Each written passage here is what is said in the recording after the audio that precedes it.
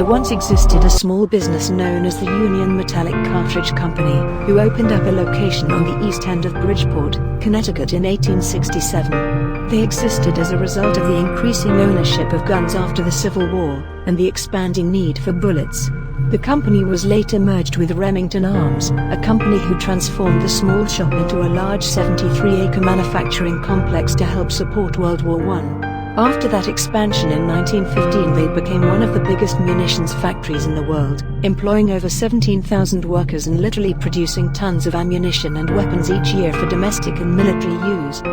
The bustling complex wasn't only known for its munitions and economic boost to society, but for its rare accidents leading to the death of multiple workers.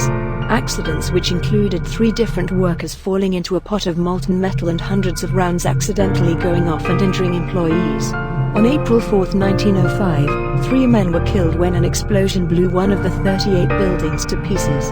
Lead dust from the bullets filled the factory and slowly poisoned those with prolonged contact. The worst of these accidents occurred in 1942, when another large explosion on the production floor killed 7 employees and injured 80 to 100 more. Said to have been wartime sabotage, workers blamed the incident on domestic terrorists and war protesters. While exploring, we came across a family of raccoons that live within the ruins. Mama raccoon and her babies,